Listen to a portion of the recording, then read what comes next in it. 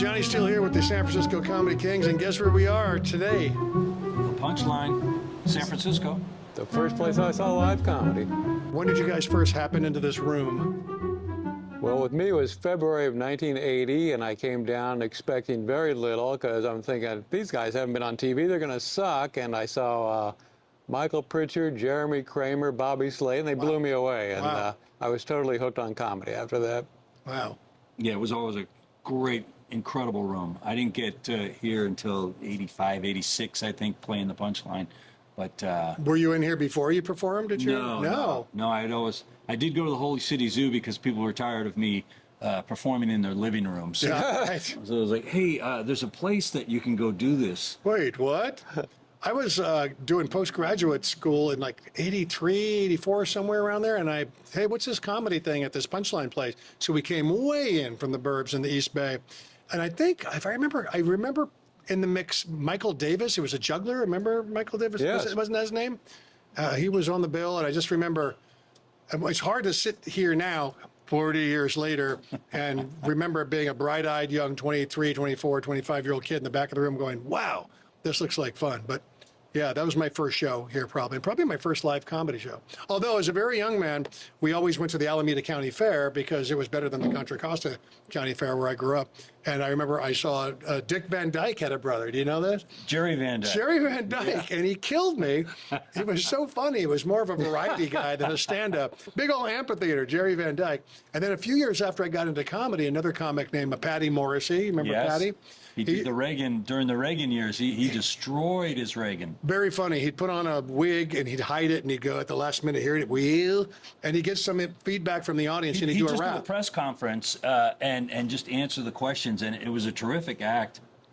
Very funny guy. And then he said that Henny Youngman was some relation, an uncle or something. So I said, I'd never seen Henny Youngman. He said, he's at the Alameda County Fair. So I must have been 26 or 7. I think I scaled the fence. I had no dough, and I marched in.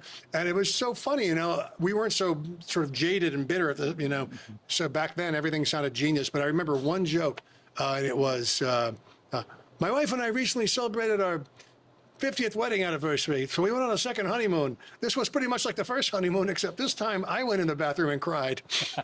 And I remember grabbing a napkin and a pen from a guard and writing that down because it seemed so incredible to me. I saw a guy here, one of the first shows I ever saw, his name was Tony Arcuya. I've never seen him since, and he had this joke was, after the show was so bad afterwards, the guy came up in the parking lot and said, I'm going to beat you senseless. I pleaded with him just to hit me till I couldn't smell anymore. All right, well, that's another question. Our favorite stories and odd moments. If you guys might have been here, a comic named Ray James, always known for being over the top in the Bay Area, went to LA, became a successful writer. And so he was trying to get into the comedy competition, the San Francisco comedy competition, and this is like 92. And to do that, if you're lucky enough, you'd send them a tape and they'd let you in. But they also held auditions here. Remember that? Yes. So Ray came one night. He said, you got to come see what I'm going to do. Okay. So before he comes on, they cover the stage in plastic. Were you guys here that night? Do you remember it? I heard about it. Yeah. And so what he did is, and keep in mind, Ray was kind of wacky. So I think he shaved his head into a like Mohawk, right? Yeah. He was very much into Travis Bickle from Taxi Driver or whatever. I think at that night, he might have had a New York police jacket on or something like that. Anyway, he pulls out a puppet and starts doing a puppet show, and then he gets in a fight with the puppet, and then he gets angry and he slits the puppet's throat. And funny already, huh, kids? So the end of the story is he had put some kind of pump under his arm with a hose and like theatrical blood, and the puppet says, you idiot, you got caught up in the act. You didn't kill the puppet, you slit your own wrist. Oh, I guess I did. So meanwhile, the blood is squirting all over the place, onto the tables, and then he just sort of falls over on them, passes out, and they dragged him off. And I just thought that was one of the most wild moments ever that I remember at the Punchline. And I don't think he got into the competition with that. Well, actually, he did, but he did that a couple of nights later at a very hoity-toity venue, in somewhere down the peninsula, and he got thrown out of the competition forever that night. I remember seeing guys like Denny Johnston who just had a bulletproof act. It was just so damn funny, and he had like that was one of the first acts I saw. He was great. Yeah, he was terrific, but his act was bam, bam, bam. The act didn't change one word, but he had this great John Wayne impression. A perfect John Wayne. But then he came up with a new bit, and everyone was like, "Oh my God, Denny Johnston's got a new bit," and it was Zamfir, but he pulled out a rack of ribs, and Yeah. he was doing Zamfir, but then he had a little guitar nick on it, and it pulled it out, and it was like, it was, God. it was so wacky, but everyone was like, Denny Johnson's got a new bit. Denny Johnson's got a new bit. Funny. So let's, before we run out of too much time, tell people how we met and why we're here together and what the San Francisco Comedy Kings are about and why we put this together.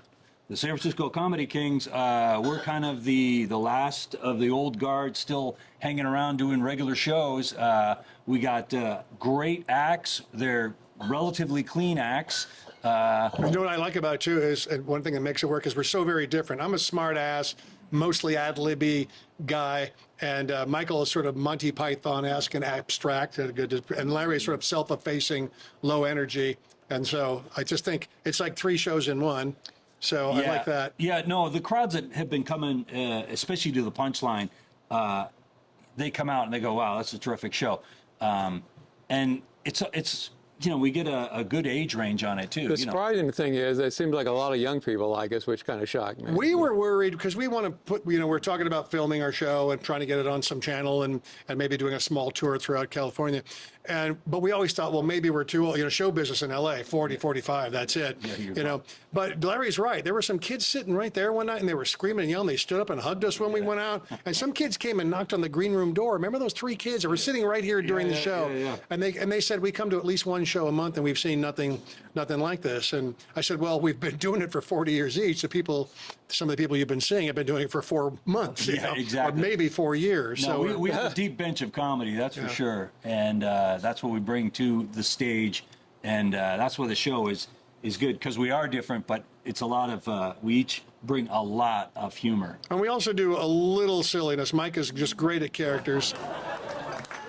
Well, thank you very much, Nigel. That was great. And now here's blues legend Blind Lame Lemon with the weather. It cold out tonight. Sometimes Mike will be part of the show as a character. Yeah, that's a lot of fun, though, to come in, to interact with you guys. Yeah, as yeah. characters. Sometimes as a heckler, sometimes just walks right on stage. I'm not sure you can legally, there's an insurance. All right, can I help you, sir? But, I gave my dominatrix a bad review on Yelp. Oh, heavens, tell us about that. So I'm really going to get it next week. All right, thank you very much. And then Larry and I have started this vaudeville thing. It's an old style of vaudeville, and we found 1 or 2 jokes because there was no video during the vaudeville days or much film, and so we found 1 or 2 of the jokes, and then we just started writing our own, and we ended up with like 100 of them, and so we do those at the end of the show. Took a picture of a big bear when I was up in Alaska. Kodiak? No, I used a Polaroid. See, they got it. Have they been making Polaroids for 30? You guys weren't even born. Do they have them again? Our jokes are so old, they've come around again. They're nostalgic. Took my girlfriend skiing in Colorado. Aspen? No, but she got a nose ring.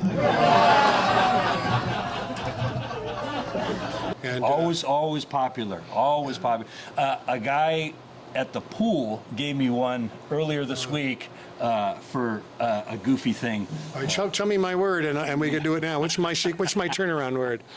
Will it work? No. All right, no, not. Well, we'll do. Larry and I will do one. We'll Had a save it for Mediterranean sandwich for lunch today. Falafel? No, I feel great. So we have 100 of them. You know what's funny is 100, and we can remember 40. Yeah. You know what's funny is at first, even especially the young people, they're like, oh, that's not fun, it's stupid. And then you see them get caught up. And by the time we do the 8th or 10th or 12th one, everybody's on board. No, it takes a while to get it rolling. And people have come to the door and asked me, do you have a list of those? Yes. I said, if we had written them down and had a list of them, we'd probably publish them or something. We would memorize them. Yeah, right.